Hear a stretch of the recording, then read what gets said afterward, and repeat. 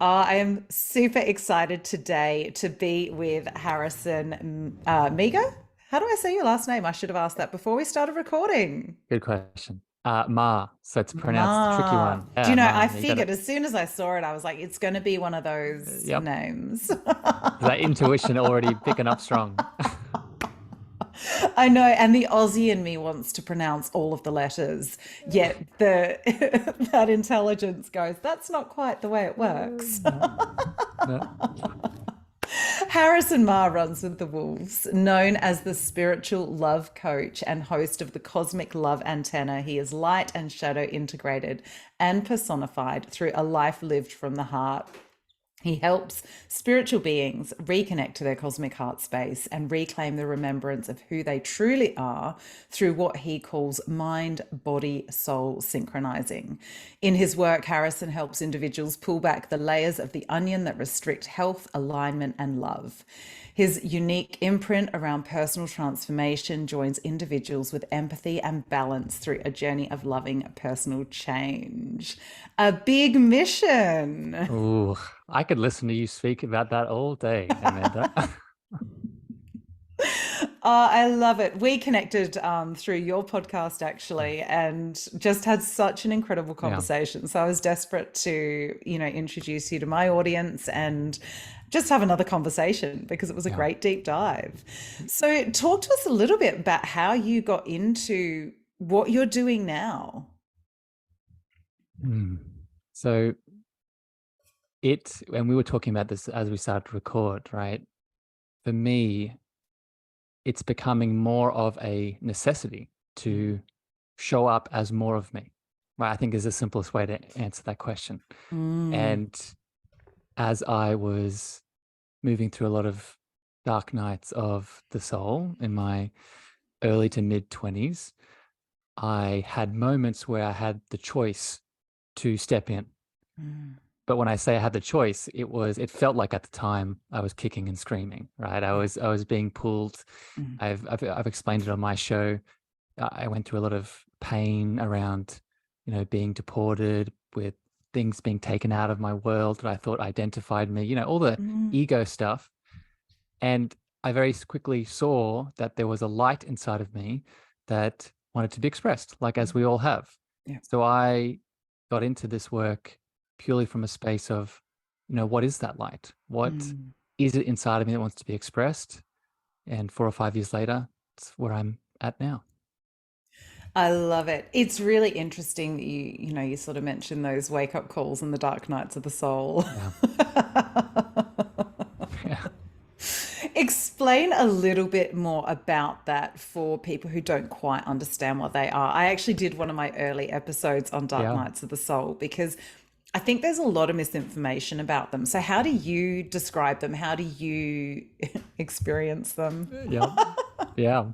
So I just want to say I'd recommend people go listen to our chat on my show Yeah. because you shared your Dark Night of the Soul with me, and I think it's a beautiful example of, what this is, and I'm happy that you did a Mm, episode on it. So put simply, it's when the ego masks or the ego personas or the ego identities that we have held for so long as our truth are suddenly taken away due to God, divine source, higher calling coming in and not, I won't say being impatient, but really lovingly encouraging us to see the light, right? mm, And the darkness comes from, and the pain comes from us not wanting to let go, right? I don't want to. So, as an example in my life, right, I didn't want to let go of the boy or the young man that identified himself as how much he could drink or how many drugs he could take or how many mm. women he could sleep with.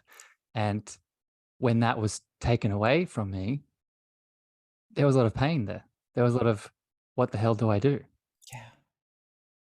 Who am I Yeah, without this? yeah, And it's that real crisis of who am I? What am I? What is the I? It gets into all that existential questioning. And it's interesting because I'm actually, funnily enough, coming out. Well, maybe I'm coming out of another one now.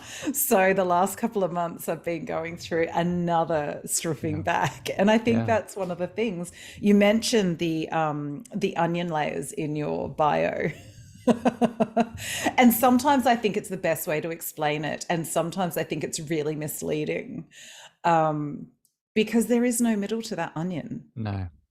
So, talk to me about how that sort of feels for you, that peeling back, how you use that analogy. Well, I start by saying what you're saying is helping people to see that their value, their worth, their identity that you were just alluding to is in the peeling itself, Mm. right? It's not in another destination. Because if people listening, it's easy to fall into a trap, because I fell into this trap. Once we start to awaken and connect to our divine presence, divine source, higher power, whatever you want to call it, we then fall into the trap of the spiritual ego. And what the spiritual ego does is it defines its identity through this awakening process, i.e., I'm going to awaken to some point in the future where I've ascended into Christ consciousness. I have a halo above my head, and I'm now, that's my goal. That's what I'm going to be. And then I'll be good. Yeah. But that too is that's another ego persona. That's another ego destination. So going back to your question, I define the layers, the onion layers, as, it's the process. If we can fall in love with the becoming, then that's the unlock, right? That's the unlock in that whole process. Yeah. Oh, absolutely. I love that. Fall in love with the becoming. I think so often where it's in that happiness of pursuit, going, oh, I'll be happy when, I'll be happy when, I'll be happy when, I'll be happy when. And you're right. If we're not happy along the way, we're never going to be happy when. That makes so much sense, doesn't it? When it's said out loud, you're like, oh yeah. Yeah. Well, and you remember that, much like most things, happiness too is not an outside dependent component. Mm, It's in you already. yeah. You don't do a thing and get happiness. You bring happiness to the thing. Beautiful. I love Mm, that. yeah. So when you talk about Yeah. ego, how do you define that? Because there's Mm, again, lots of different people define this in yeah, different ways. How do yeah. you define ego? Good question. Because I agree. I think, and I love all of the perspectives out there. I think they're all valuable in Oh, their own way. yeah. But for a newbie that's listening, and you're new to this world, it can be so overwhelming. It's like asking, what is love, or what is the soul, or what is God, right? It's We'll the get same. to those. We'll get to those. So the ego, I would simply define as our individual identity, right? The the human expression of this eternal spiritual being that we are, right? Mm, And it is a lens of godliness, right? It is a way in which the oneness that is all of us can express itself in a human individual form. That's probably the simplest way I could describe it. yeah. Yeah, I love that. For when we do the archetypal work, it's very much looking at it as that the ego is the personality, and it's the bit Yes. that helps us actually navigate this 3D world. Yes, that's important to hear, because in the spiritual world, there's so much talk around, I'm sure you've heard this, around we need to kill the ego, we need to transcend the ego, we need to punish the ego. And See, you got to where I was going next. yep, Where are your thoughts on all of that sort of stuff? I mean, yeah, yeah, yeah, let's go. Let's let's do it. go. Let's go.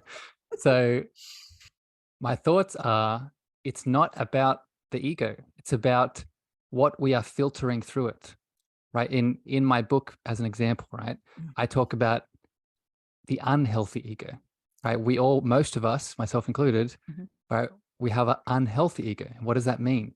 It means that our individual self-expression is full of unintegrated, unhealed shadows that our divine expression of divinity, love, source, God, it's it's being filtered through the shit, Mm. right? So as I, Harrison, I'll just give an example to highlight this, right? Mm. I, Harrison, the individual human, I want to show up in my fullest presence, right? In my fullest radiant godliness.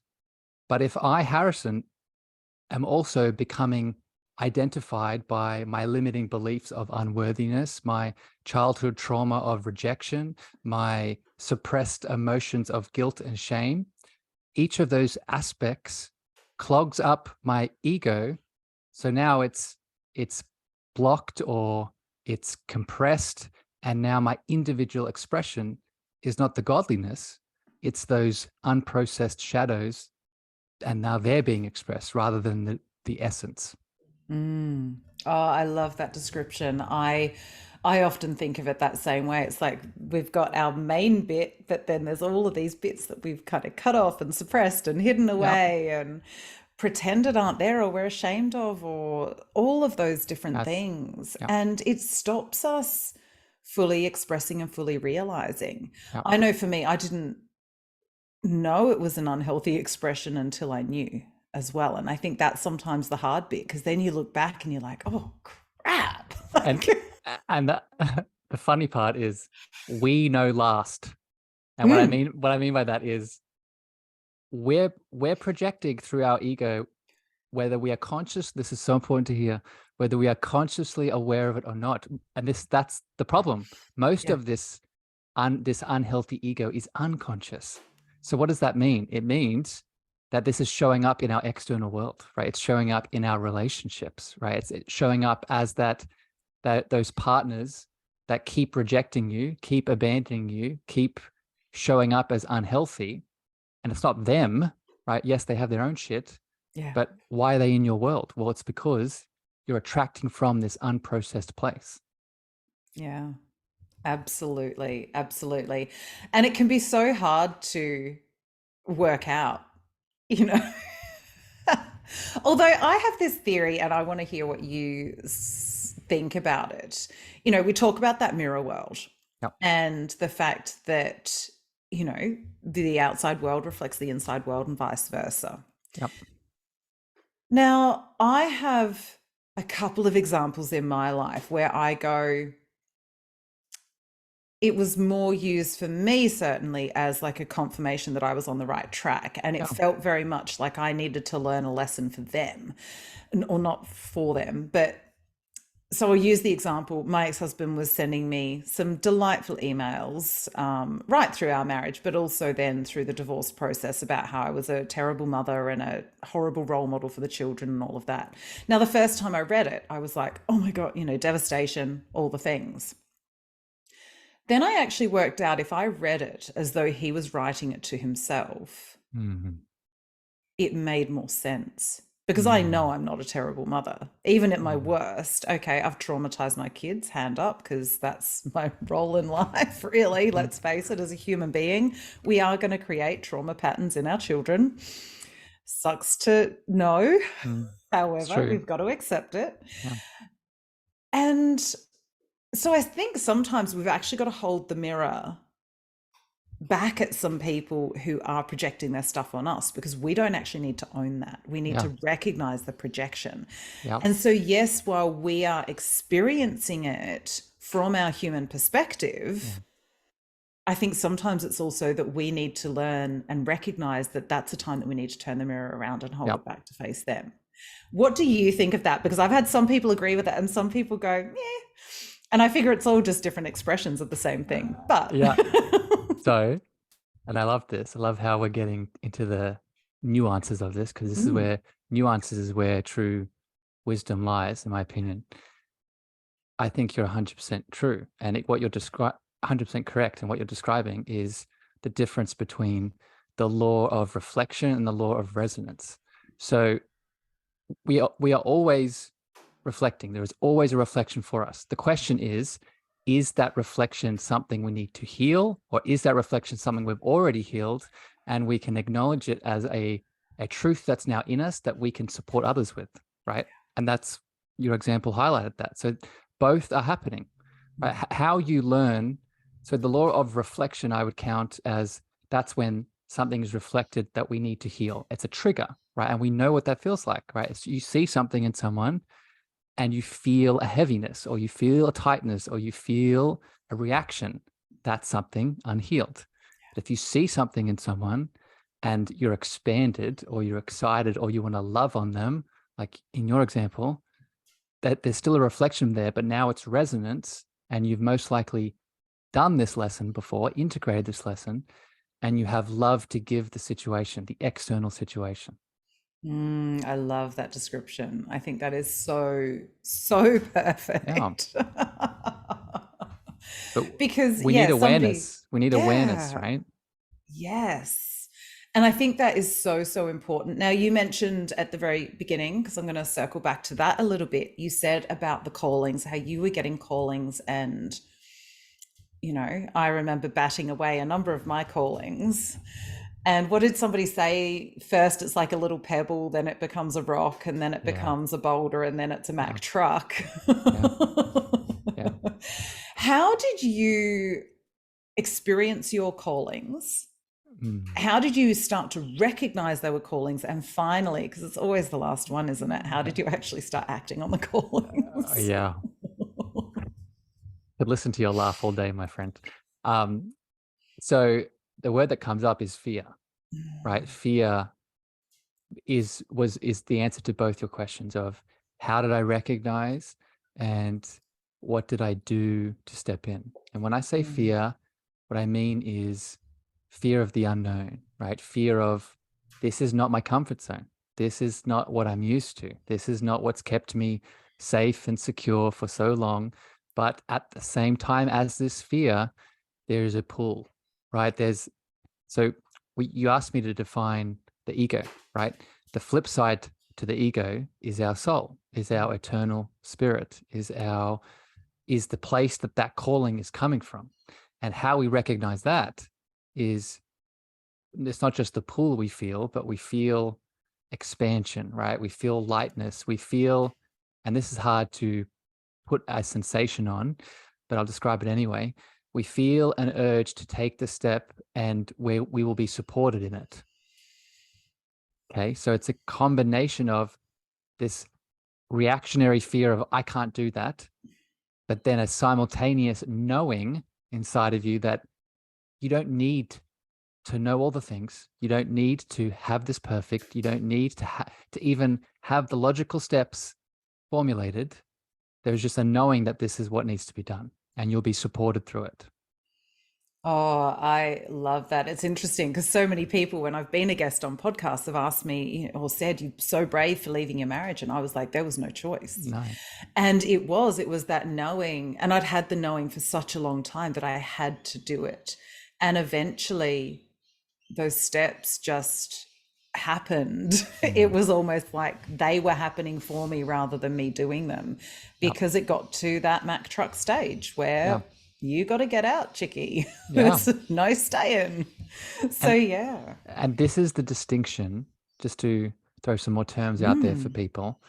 This is the distinction between our free will, which we're usually making from our unhealed ego, versus our divine will, right? Our divine Mm, will is the consciousness of God, spirit, divine, that's in us, that is encouraging us to make steps without us knowing the answers. mm, yeah. That's beautiful. I feel like that's how I've lived my last 7 years. Yeah. I used to say that being on the, or I still say that being on the spiritual path is like, I don't know if you've ever been on a stage where there's the dry ice going across and you can't quite see the stage. It's a little bit like that. And you're just taking steps, hoping to hell Yeah. there's still stage there It's a good and you're image. not going to end up Yeah. in the orchestra pit on your Yeah. face. That's it. Right. My favorite. I share this on podcasts all the time. Right. It's my favorite Rumi quote. Right. The way appears once we start to walk it. Right. Mm, So it's that beautiful image that you just described. The thing that wants the certainty, the thing that wants the perfection, the thing that wants the whole path to be seen before we take the step is not our spirit, right? It's our ego that most likely from unhealed wounds wants it to be perfect so we don't get hurt again. right? So we don't get abandoned again, so we don't get rejected again, so we don't, but if we start to heal those wounds, then we can allow that spirit to actually guide us more. Yeah, absolutely. So you mentioned before about the physical body and the reactions that are going on. The more you've followed the divine will, talk to me about how your relationship with those have changed. In terms of the body responses that are coming up. Mm, So this is an interesting one because it's so deep, right? In my journey, for me, this is like a new thing, right? I have a lot of knowledge around it, but even I can admit that there's just so much depth to this sensitivity that starts to awaken. But I would describe it in a couple of ways. One, an awakening of something I refer to as your clear senses. Okay, and I'm not sure if you've started to talk about this yet on your show, but for the people new to it, your clear senses are, in the simplest way of describing them, are the spiritual versions of your main physical senses, right? So we have our seeing, our hearing, our tasting, our touching, our smelling, right? I would say we have a spiritual, non-physical version of those senses. So the one that people will probably be some awareness around is your clairvoyance, mm, right? Seeing beyond the physical, or your clairaudience, hearing beyond the physical, or your clairsentience, feeling a lot beyond the physical.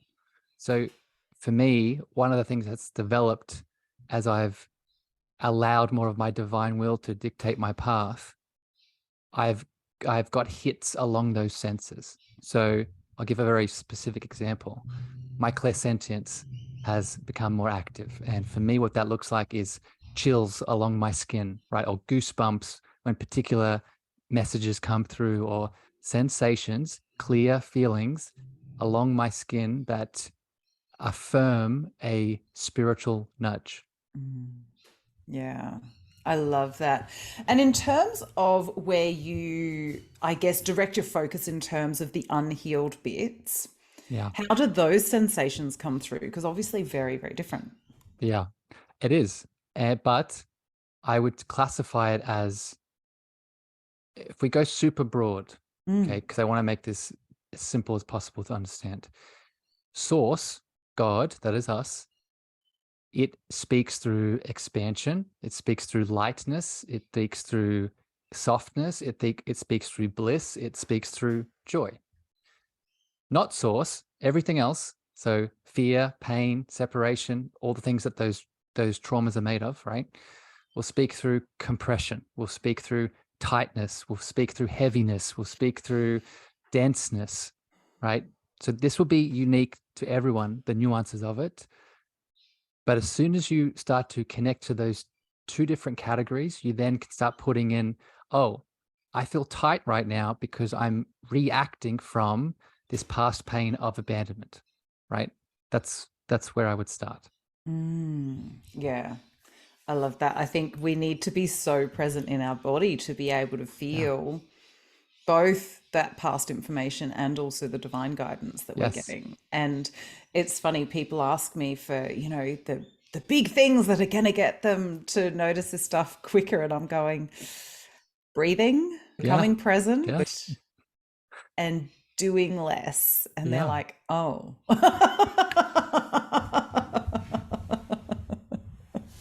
Damn it. They It wanted they wanted sounded that. so easy. Yeah. And I think, what comes up when we start talking about this, especially in relation to the body, is this is also why it's so important along this awakening path to not fall under the limiting belief that the body needs to be transcended, right? This Mm, is, I've done a few episodes on this on my show. There's, in all of the world teachings, you can find at least one piece of, in my opinion, dogma that says the physical body must be left behind if you wish to awaken. And if you have been listening to anything we've been saying thus far, that doesn't jive, right? Because how do we experience spirit? How do we heal the things that need to be healed? We heal it here and now, presence, like you said, but we heal it here and now through the body. Yeah. And I think that is such a vital piece of the puzzle. The same way that we desperately need the ego, we also desperately need the body to be able to experience a full human experience, which is what we've chosen to be. So, all these people that talk about that 5D ascension and all of that, it's going, you've got to be appreciating and loving the 3D Yeah. to be able to experience that multidimensionality that is that spiritual world.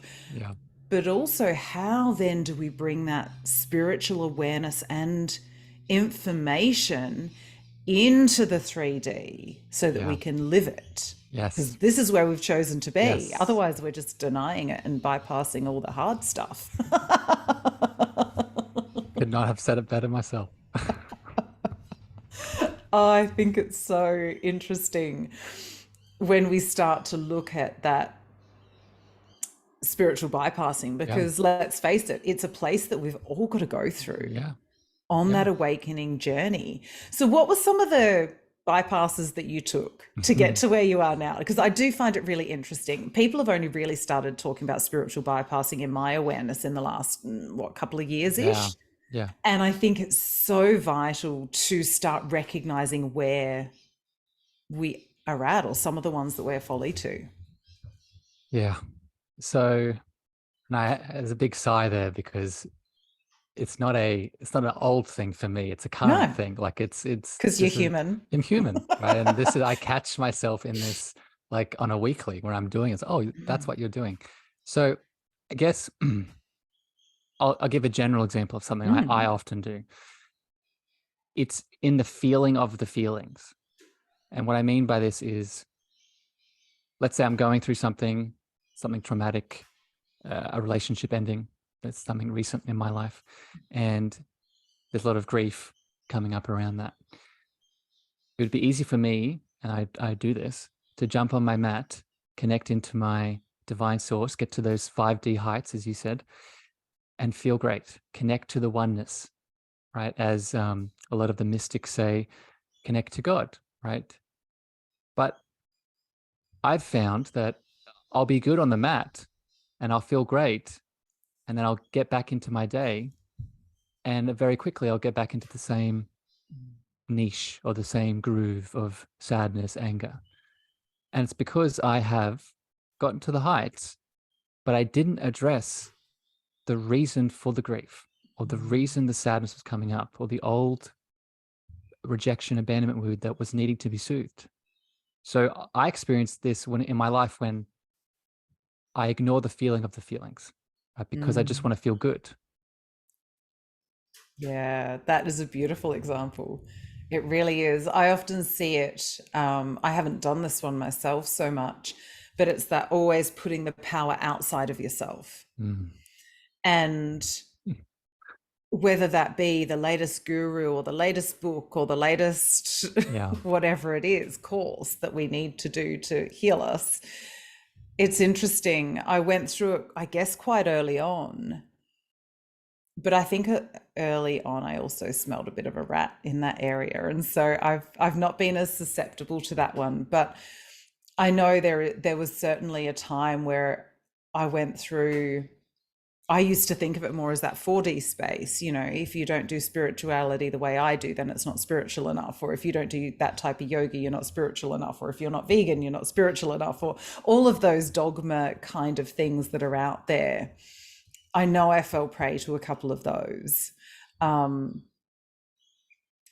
but it is interesting when we want to avoid the hard stuff. Yeah.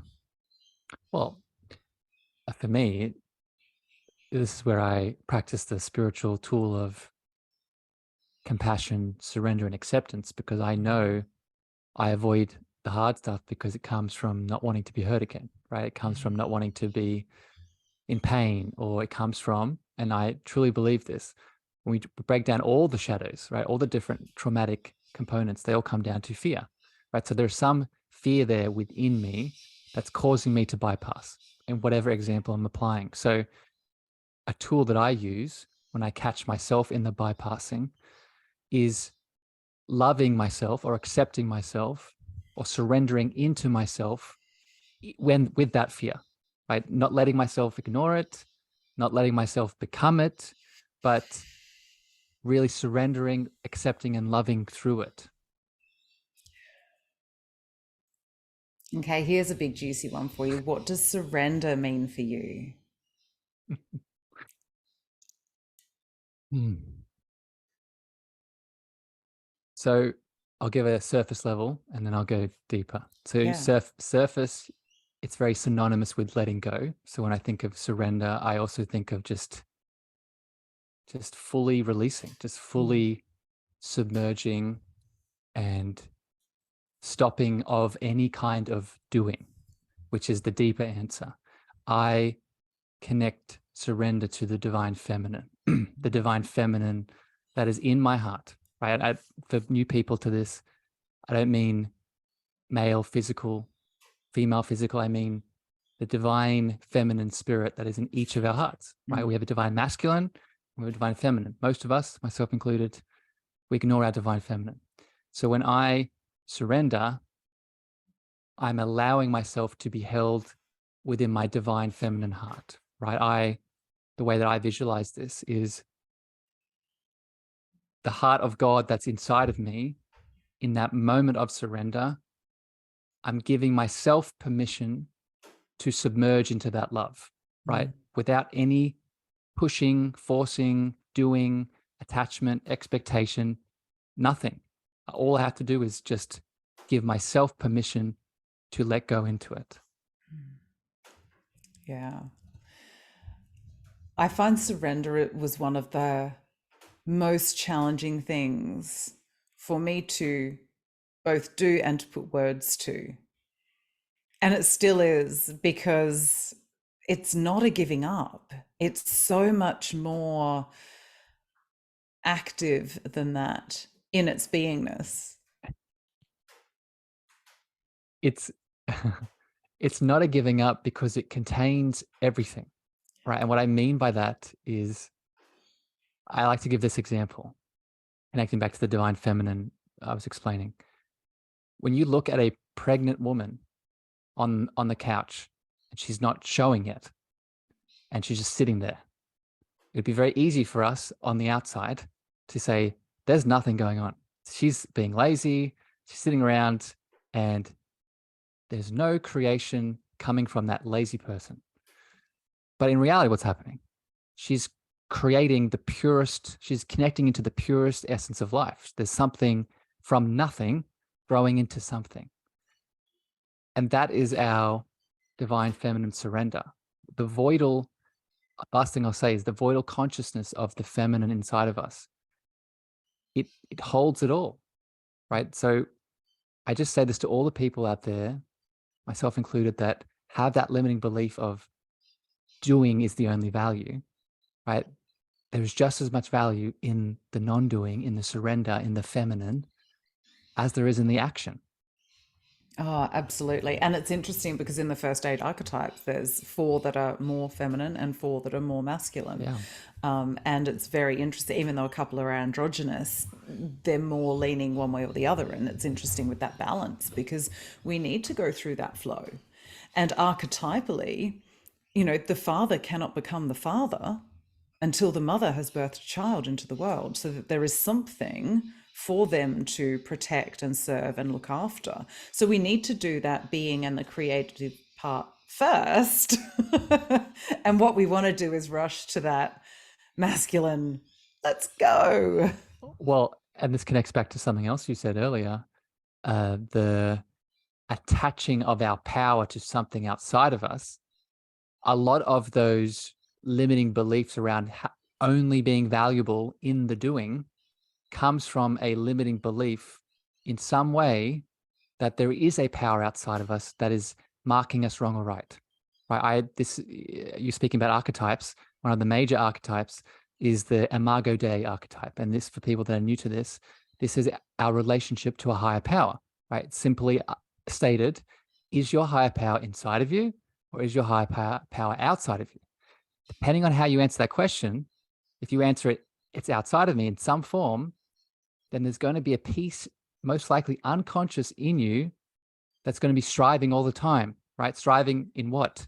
The doing, the acting, because you are unconsciously afraid that if you're not doing, not acting, you can't have the power. Yeah, that is huge, isn't it? Oh my God. That is a beautiful way of you saying that. I love that. That's opened up a Yeah. whole different set of Yes. Yes. pathways. Yes. I love that question because Yes. I often ask people, I'm working with people from obviously varying levels of spiritual awakening and awareness, and some aren't on the path at all. So again, we've got to, fit Meet the them. language Yeah. to the situation. But I often say to them in a similar vein, at what age did your children become unlovable? And they look Mm. at me like, you're Mm. insane. Or they'll cry and go, they're not unlovable, whatever. Yeah. And then when I ask them, so what age did you? Mm. They're going, oh, about 3, 4, whatever. And I'm going, should we just look at the answer to the other question? Yeah. And so often we carry those stories of the unlovable unworthiness because we are striving so much for that acceptance outside of Mm. ourselves rather than going in for that love and acceptance and honoring that within us. Mm-hmm. Mm-hmm. Interesting. Yeah. Yeah, that's a beautiful way to put it. And this is why I love talking to different Yeah. people about it, because everybody uses different language. And even if it's the same concept you've heard however many times, Yep. That's sometimes why certain words just go clink, clink, clink, and all of the cogs go together. it's, I would say yes, it's the words, but I would also say it's the person's unique expression, Mm. right? Because we're all unique expressions of the oneness of God, right? Of that same power we're just speaking about. And we all have our own unique flair, even if we are saying, as you said, all the same things, right? That's why in my world, if you look through my reading list, I have all of the big speakers out there, right? From the Eckhart Tolle to the Wayne Dyers to the Abraham Hicks to the, all of them. And if you've been around the block, they all say the same thing. But Yeah. as you said, they say the same thing from their unique expression. And it only takes that one moment where you open your heart to their unique expression to finally see the thing that you weren't seeing. Absolutely. No, I think that's incredible. And I really enjoy the way that you are able to put some of those things together. Yeah. Yeah, it's awesome. So how do you in your work marry together the things that you've learned Mhm. with that lived wisdom to obviously help all the people that you help? How do I balance those two Mm. things? Mm. Or how do you bring them both in and sort of, Yeah. I guess, fishtail them, merge them, and Yeah. bring that unique expression? Yeah. I get out of my own way. I get out of, I'm so happy that we've added the foundation of the ego in this chat now, because now I can refer to that. I can, so I'll give an example. When I work with someone one-on-one, I used to, right? This is what I used to do through my ego. I used to plan all the sessions out, and I used to, one day we're going to do this thing, next day we're going to do that thing, based off the teachers that I've learned from and the structure that they gave me. I was like, this is how I'm going to do it. And it worked and it gave results, but there was something missing. And the thing that was missing was me. So what I now do is I still have all that knowledge and that awareness, but instead of showing up and just throwing the book at them and all the things that I know, I allow my guidance, right, my divine will to move through me in the moment, to not give all the things, but give the best thing that is needed in the moment, right? And this is so important to hear because, again, and this I'll just speak for myself, the reason that we usually throw the book at people or say all the things, it's coming from a place of insecurity. It's coming from a place of, I'm not enough, so I need to make sure I say all the things so this person thinks I'm enough. But if we put that to the side for a moment, remember that we've always been worthy, always been enough, always been lovable, then our presence moves through us, and it, in a context of coaching and supporting people, it will then give us the greatest need of the time. Yeah, it's funny. I remember after my early kinesiology sessions, I'd sit there and go, I didn't check this and I didn't do this and Yeah. I didn't do that and I didn't do the other. And there was this whole list. And one day I was going, everything that was supposed to happen Yeah. happened. Yeah. And that's all that needed to happen. Yeah. And if I tested everything I know on a client, they'd be here for weeks. Mm. And nobody wants that. Yeah. But it's really interesting, I think, and I like the way you describe that is that getting out of the own way to allow Yeah. that channel to come through. I get a lot less exhausted these days when I Mm-hmm. work with people because I'm connecting into that divine source and not using my energy. My Yes. partner always goes, how do you deal with trauma all day when doesn't it exhaust you? And I'm going, no, not at all. The only time it exhausts me is if I'm trying to do the work and I'm not supposed to do the work. Yes. And this is another symptom, going back to your earlier questions. How do we know we're sort of connected to that soul path and that mission? That's another symptom of it. It expresses through the body in a state of ease, right? It expresses through the body in a state of unbounded energy, unbounded potential, because that is the characteristic of your source. Your source has no limits, right? It has no restriction. Yeah. Oh, I love that. I love that. Oh, I'm going to actually go back to I think I closed it to I was going to say your bio because there was a question in there. That was the one. You talk about the balance Mm, of the light and the shadow. yeah. Explain a little bit more about that because so many people want to Mm, talk about light workers yeah. and it's all love and light Mm. and all of those sorts of things. Explain to me why you talk about the light and the shadow. Well, another whole podcast we could do just on the value of the shadow and shadow work and holding the shadow. But I guess I'll just say, and this is one of the reasons at the start of my bio, I assert that I like to run with the wolves. In this example, the wolves are the shadow. And the reason that this is so important to see is another way that I describe source and God that's inside of us is love, right? That's why my show is called The Cosmic Love Antenna, but it's not any kind of love. It's unconditional love. So what does that mean from a practical lens of light and darkness? From a practical lens, no matter the component inside of me, whether it's light or shadow, it deserves the illuminated unconditional love of my presence equally. Okay. And again, let's get super practical just so we're sticking with it. If I'm experiencing my shadow coming up, I'm becoming it, or I'm projecting it, or it's causing me pain. The solution, as we said earlier, is not to bypass that shadow. It's not to ignore it. It's not to suppress it, but it's to meet it with love, right? To meet it with the love of our heart. Yeah. I think that's so important because, again, we can't just be love and light. No.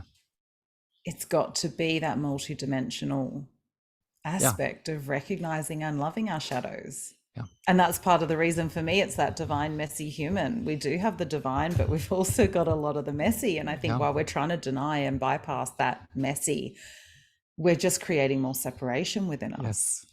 And like I've been quoting you since you shared Oh, bless you. your beautiful book and that messiness, because that's the perfect example to describe this, right? I'll give an example in my life. When I have deep sadness wounds, shadows coming up, or deep inner child wounds, shadows coming up, it doesn't look pretty at all, right? It doesn't. I have, I have ugly crying. I have all these things coming out, and in that moment, the God that is inside of me, its only role is to love that, right? It's not to try to make it look better, to pretend that this is any less valuable as my quote unquote enlightened state. But another word we used, it's to surrender fully into that moment itself. When you get into one of those states and it's feeling a bit stuck and sticky, Mhm. what are some of your processes to shift and clear? Yeah. Because we have to acknowledge that humanness and the stuckness and the stickiness. Yeah. So this is, again, this is the nuance of this. So my processes, I have many. My go-tos are getting out onto the land, getting out onto the ground. For me specifically, it looks like feet on the earth and sun on my skin. My other big one is the breath, but more specific, I teach my clients this. I have a chakra cleanse with the breath that I do, and I have, loving light coming in through each of the centers and cleansing thought forms and emotions and all the things. And both of these processes have the benefit of doing two things: raising our frequency, which we need to do, right? We can't heal the shadow from the shadow, right? I can't heal my sadness while I still think I am that sadness. I can't heal my inner child wound if I still think I'm that inner child that's rejected. So we need to raise our frequency, but, and this is where we don't want to spiritually bypass, once we've raised with the practice, in my example, the breath, the earth, the chakras, then we hold the shadow from that place of higher frequency. Yeah. This is that process that I kind of call holing. Mm, And it's the word that I found through Sol Luckman's work, but I'd been talking about it in different stages and different ways until I found that word.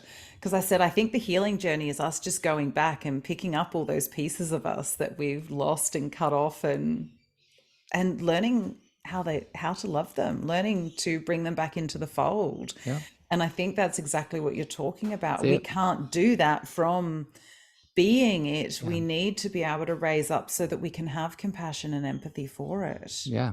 That's detachment, right? That's the whole process of detachment, right? We need to detach and create space from the identified, unhealed ego component so we can bring our presence of love to it, right?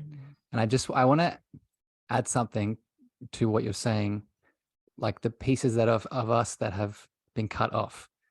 In this perspective, they are detached, but they're not cut off, right? Because this is why they trigger us, right? If I have this is in my book, I refer to it as a soul fragment, Mm. right? When I have, let's keep using the examples we've been using. If I have an inner child wound of abandonment that I haven't healed, that's in my shadow, it's in my field still, right? It's Yeah. a fragment that's in my field. And that's why I get triggered by it by outside people, because they pick up on it in my field. So an image that I can share with people is we're bringing those fragments that are in stasis being triggered, we're bringing them back into our heart when we do that healing. And that image really supports people. Yeah, I love it. I always think of them, we've cut them off behind a big wall, but Yes. even though they're still in Yeah. us and still part of us, it's like we're trying to build walls and go, that doesn't exist. Yeah. Let me just hide that away. Exactly it. Always comes out, Yeah. usually in unresourceful behaviors. That's a very politically correct way of saying it. Unresourceful behaviors. I like that. Yeah. It means that I'm not swearing quite so much, Yeah. I love it. What do you think has been the biggest hurdle you've overcome in walking this path that you're currently walking? Mm. I think I haven't been asked that question in that way before. What comes to my heart is remembering that it's okay to ask for help. It's okay to ask for support. It's not just okay, but it's also not a weakness. Because without a whole big backstory, I grew up as a little boy that didn't suppress his feelings and his sensitivities and his emotional needs, because I was taught it was a weakness. I was taught it was unmanly. I was taught it meant I was broken or not fitting the mold. So as I've awakened and come to reconnect with my sensitivities and emotionality, one of the ways that that old wound has displayed itself is in the divine need of needing support. It would come up and say, no, that's wrong. I'm broken. I'm going to be ostracized. So it's been a big process for me of really healing myself through that and allowing myself to be nourished by outside people and reminding myself that even though I am a powerful spiritual being that has all the answers, I'm also, in your divine words, a messy human that doesn't know all the things and needs to be held from time to time. I love that you say that, because the way that I talk about prioritizing internal truth over external influence is very different from external support, Yeah. and gaining the professional support and building, I tend to term that the internal scaffolding and the external Yeah. scaffolding. Having all the tools and knowing that we have the answers is beautiful. And also, sometimes we need somebody to show us different perspectives on Mm-hmm. what we're going through, because Mm-hmm. we have all the answers, and also we can't always access all the Yeah. answers. That's it. That's the eternal paradox, right? That's the ego, right? Where the ego is so vast, our identity is so vast, and it's so easily programmable, like in the negative way. Well, let's just not call it negative. Let's just call it's programmable. But most of us have it programmed negatively. So we truly do not know what we truly don't know what we know, because outside sources have told us that. So even in that, we feel, oh, but it's all negative. Outside sources are all negative. But if we can have a true divine light that knows the truth, that they're never giving you anything, they're just standing in their radiance so you remember yours, then we break through that illusion as well. Oh, that's a beautiful way to put it. Tell us a little bit more about your book, because you mentioned it a couple of times, and I want to know more about it, because when we spoke on your podcast, you were coming up to sort of finishing it. Yeah. So It feels like only yesterday. it Um, does. so my book, Your Cosmic Love Antenna, Define, Embody, and Emit Your Unique Frequency of Love, is based off a lot of the things we've been talking about here today. And it's based off my podcast at large and what I do in my coaching. And put simply, it's helping you connect to that inner power of love that you are, that unique frequency of love that you are, and then expressing it with the world, right? It's probably the Cliff Notes version of it. But what I go into when I'm mindful of in the book is talking about the how, right? Talking specifically holistically about the how across mind, body, and spirit, right? How do we, as an example, like we've talked about today, how do we move through the mental, the unhealed ego, right? From a physical lens, how do we acknowledge that the body keeps score and that we can release and heal through the body, right? From a spiritual lens, how do we acknowledge that we are both that eternal reservoir of all the answers, but there's all these illusions that we still need to move through. So in the book, I give all those answers.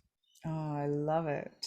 Sounds amazing. I am going to have to go on and buy my copy so that I can have a read, because it sounds incredible. And I know the work you're bringing into the world, because you're often on my socials. And so I love, yeah, Thank you, I just Amanda. love that you're shining your light the way that you are, because it's so needed right now.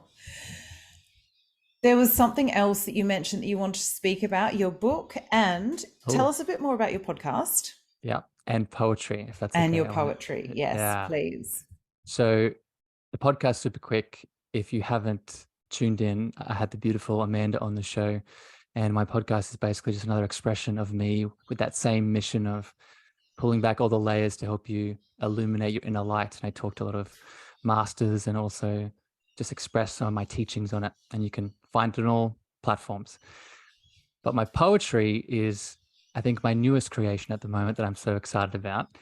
And I noticed after I released my book, I'm wondering if you experienced this, my friend, with your book. Like once the tap was open, it just more started coming. So more creation started coming from the book, and the form that it was showing up in was poetry, right? I was just having that divine will direct me into, okay, I now need to spread my voice through poetry. And at the time of this release of this podcast, I have a lot of my poetry I'm releasing on my socials, and I'm actually launching a container where people can come experience the poetry in a new and exciting way. Oh, fantastic. I've actually read a couple of your poems on socials and they are phenomenal. I love Thank you, them. They Amanda. just hit me in all the right spots, which is exactly what I love. Thank you, Amanda. Yeah, I'm really enjoying the emotionality of it. I think people have, for experiences with any kind of poetry, it's a really good way to, we've talked about the shadow today, to alchemize that shadow back into love through the written word. Yeah. Oh, yes. I could soak in that. Another chat, another chat. I know there's so many little Yeah, bits that I want to go off on tangents on. next time. Yeah, absolutely. So, talk to me a little bit then. And I know we've sprinkled it in throughout, but I always ask these two questions at the very end. What is your understanding of spirituality? Mm. Well, short answer is everything we've talked about thus far. The concise answer is a connection to a greater whole, right? Bringing all that we are into unity, right? So you can apply that to any current situation, whether it's a physical challenge, mental, emotional, or deep spiritual wound, asking the question, how do I connect this back into my whole? How I would describe it, how can I love myself fully in this moment and connect it back into my heart space? Oh, I love that. And what does being a divine, messy human mean to you? That I have permission to surrender, that I can let go and accept the current moment because I am worthy, I am enough, and I'm loved. Brilliant answer. What does permission mean for you? Because I think that's the first time we've used that word. Permission. Yeah. Well, I think Yeah. it's letting go of any identity of influence that I have got stuck in that's outside of me. Right. Because if I'm not giving myself permission, what's the opposite of that? It's I'm waiting because that thing, that person, that energy needs to change before I can do something. So I think permission, how I experience it is detaching from all of those things. Oh, I love that self sovereignty. Yeah. That is absolutely brilliant. Oh, thank you so much. I could speak to you all day, honestly. But let's Thank you, Amanda. just finish with where everybody can find you. Yeah. So I just want to acknowledge you, Amanda. Thank you for holding me in your beautiful space. It's so nice. I felt this when you're on my show, but it's a different dynamic being then held by the person, right, in their own container. And I just feel so nice and juicy in many ways. So Oh, thank you for all that you are. oh, So thank you. you're welcome. People want to tune into my work, as you described before, you can check me out on social, Harrison at Harrison Meagher, Meagher spelled Meagher. You can also go to my website, harrisonmeagher.com. The Cosmic Love Antenna is the podcast and also the book that's available on Amazon. And reach out. I'm pretty accessible. Oh, fantastic. Thank you so, so much for gracing me with your presence. It has been an absolute delight, and I'll definitely get you back. Love you, Amanda. Talk Love soon. you too.